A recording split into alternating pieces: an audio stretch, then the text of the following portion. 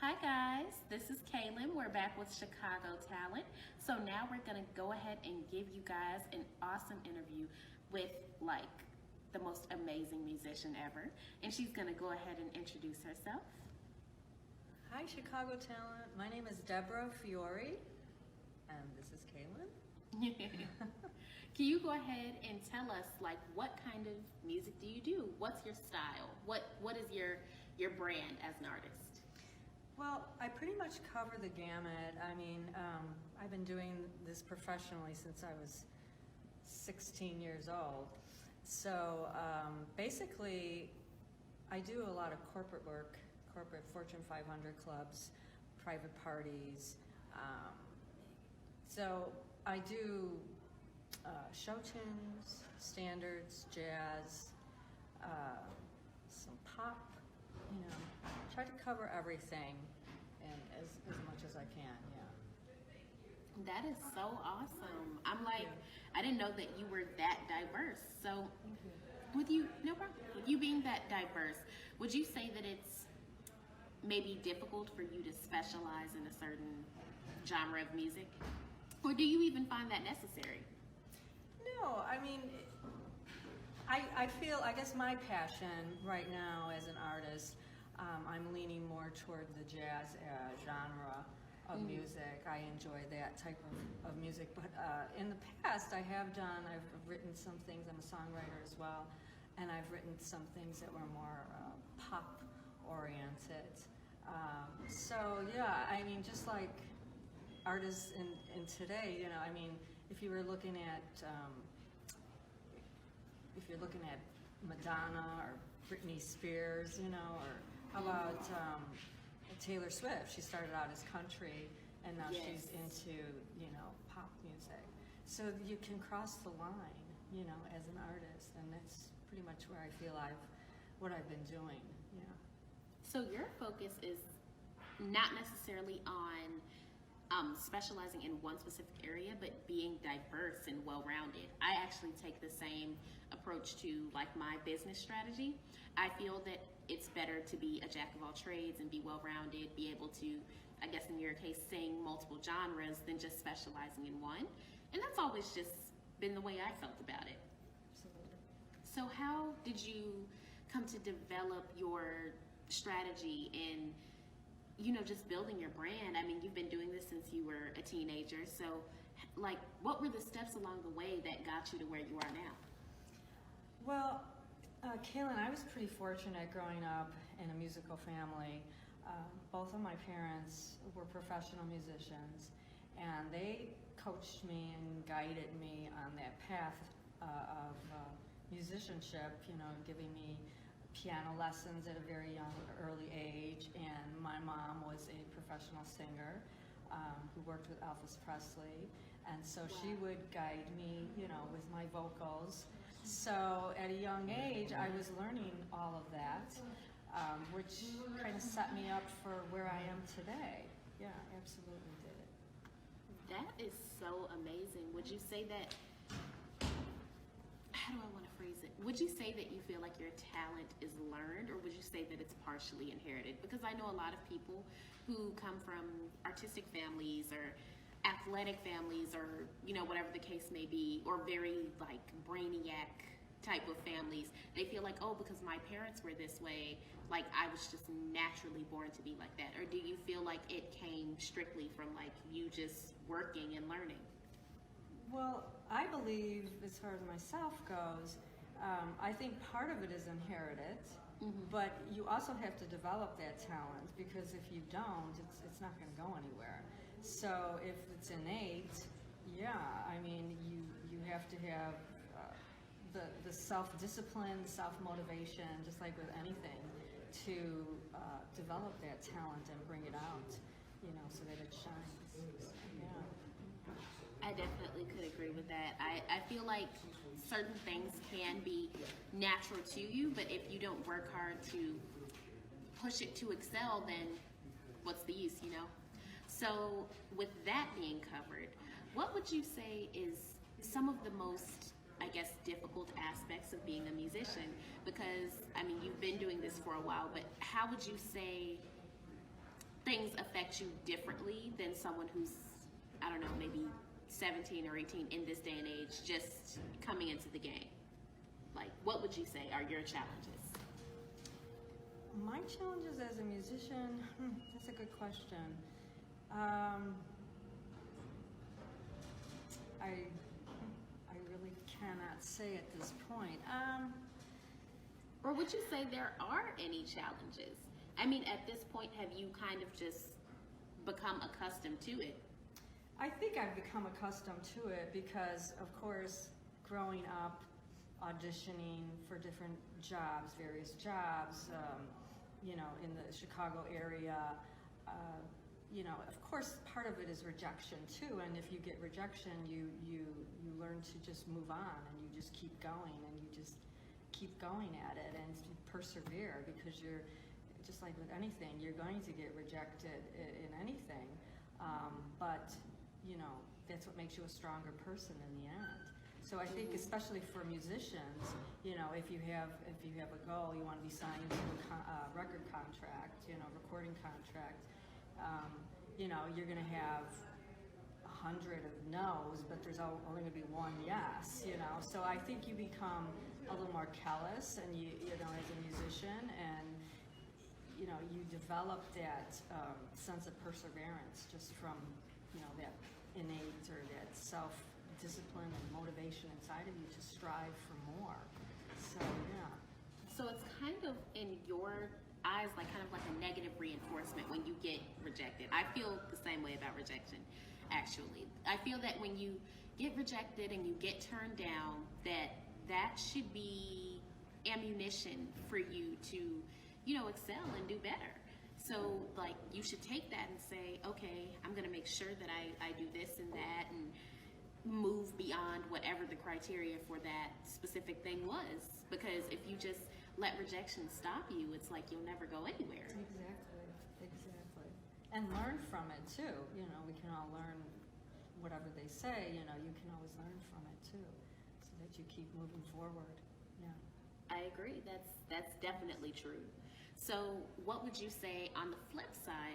What are some positive aspects of being a musician? Like, what are some of the most beneficial things that come along with it? Oh my goodness. Well, the most rewarding thing for any musician, I would think that everybody would say, is just the audience, being out there and having the audience applaud, and that they're just accepting and welcoming you, and that just is the momentum there, hearing that thunderous, applause in the audience. It's wonderful. It makes you elated, It's Yes. great. Yes, it's great. So, and I would definitely say that's number one thing, in my opinion, that makes me feel good about being a musician, when I have the audience and they're, all applauding. And, yay! You guys are going to get to see her perform too, so be on the lookout for those clips throughout the episodes. So with the applause and the approval from the audience, have you ever had like a time where you personally might have felt, oh, I don't think I'm going to perform that well today, I'm sick, or I'm not feeling well, or whatever, and then you got on the stage and then the audience was just so happy with your performance that it kind of just, I don't know, like it strengthened you? I ask only because I've had that experience myself. I used to sing, when I was younger. I used to sing at weddings and events and graduations and all of that, but I let that go for a different path. But anyway, so I had countless experiences where I just really felt like I was not up to it that day, and I just got on stage and I sang and the audience loved it, and it was like a sense of like rejuvenation. Like I felt better than I would have even normally felt after having performed.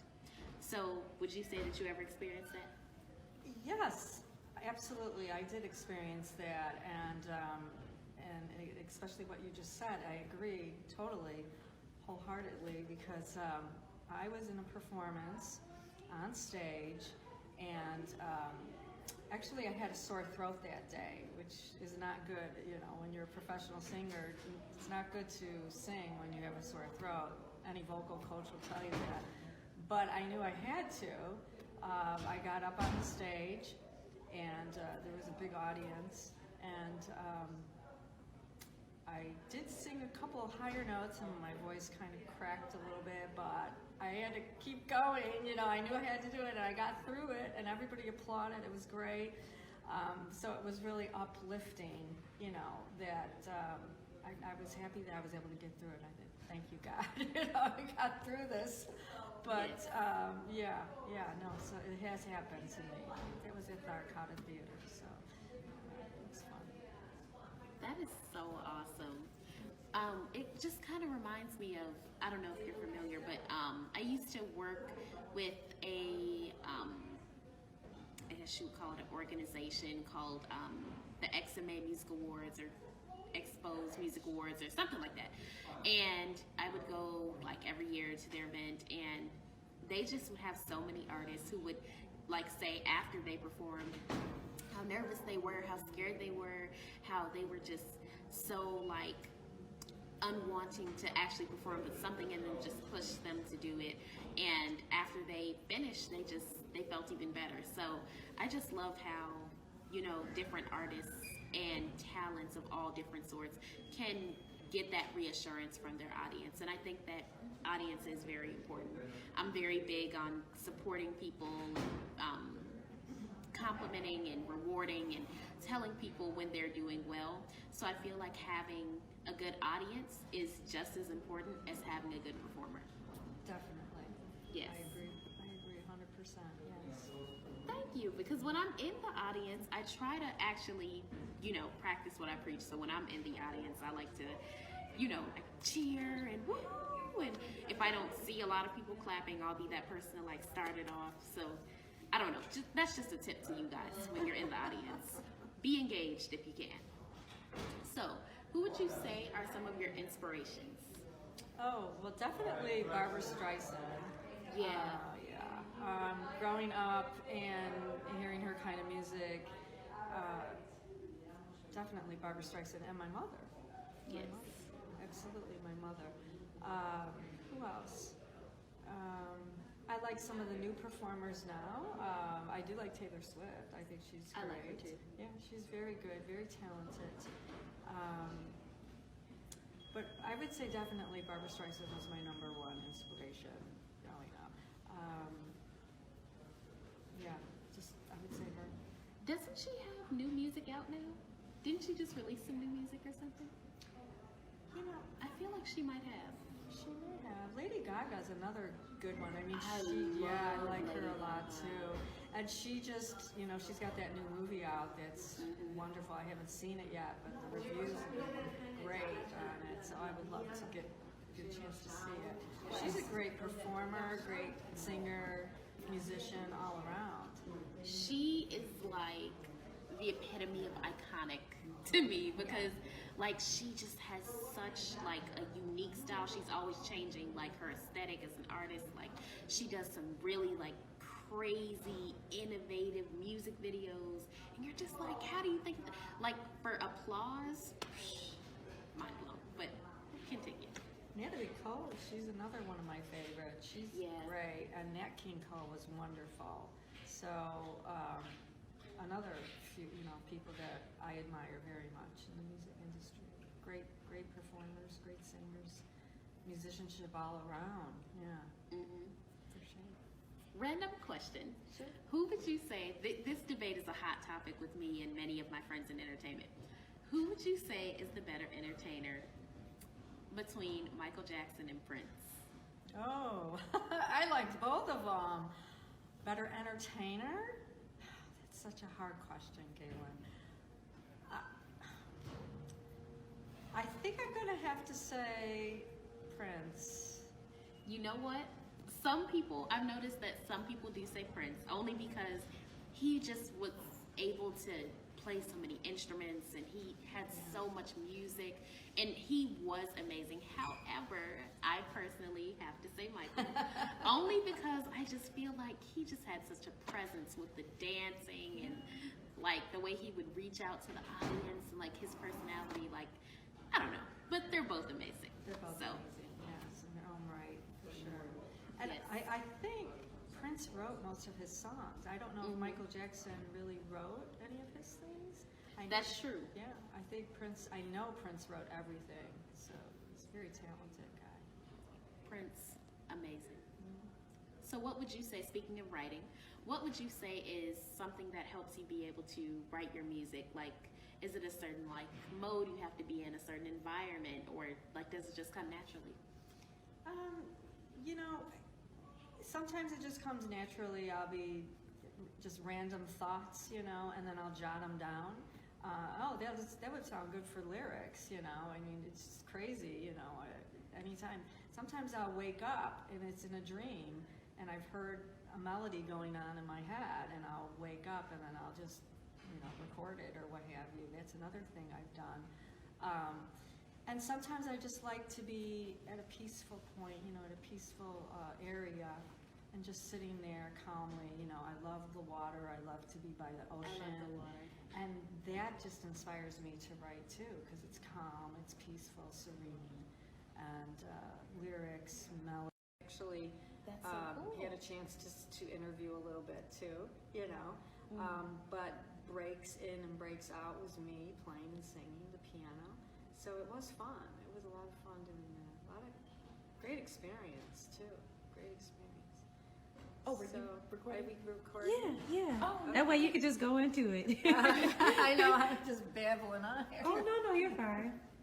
Can she like take it from the top? Yeah, go right ahead. Okay. And she can start off by saying, "Hey guys, I just wanted to, you know, show you a few of the items that I brought with me.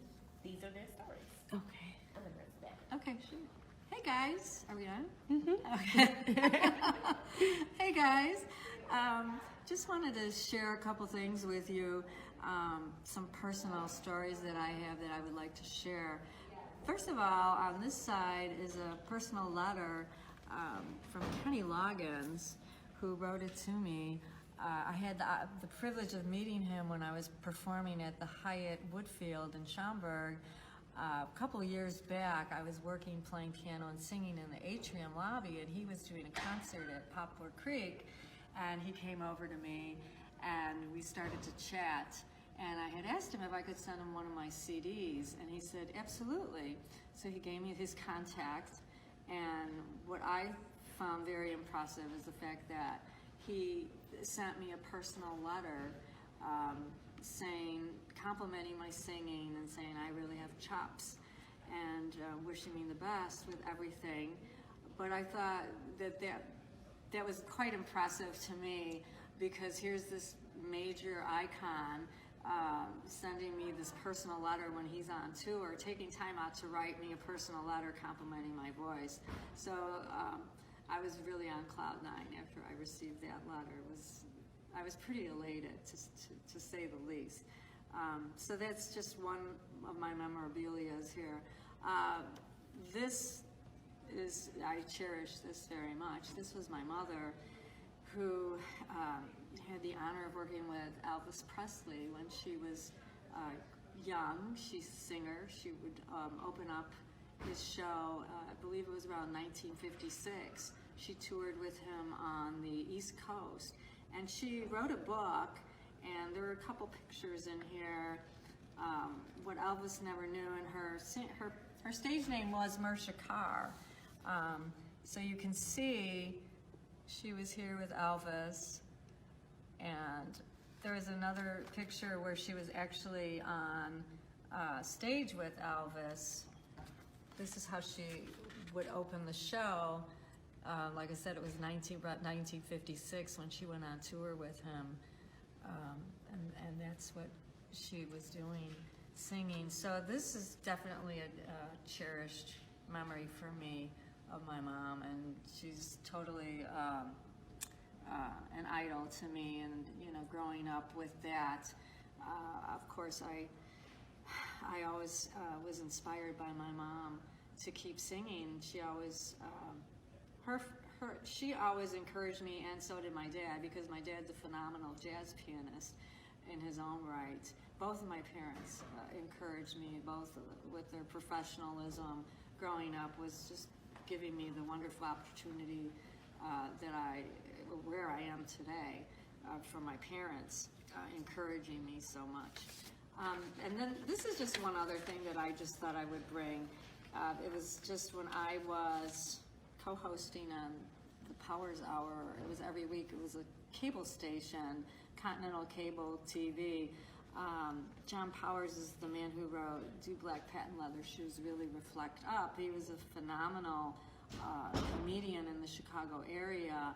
So every week I had the opportunity to co-host with him on the show, and he had Tom Dreesen on his show. He had many quite impressive celebrities, some celebrities on there, and it was just a wonderful opportunity for me, having the privilege and the honor of being able to co-host with him, play piano and sing for commercial breaks and coming back in, and also having the chance to sing and play for each show, and it was on a weekly basis. So it was wonderful experience. And there's a few other things. I just didn't bring everything at home. I have a big book, but these are just a few things I thought would be of interest to Chicago talent.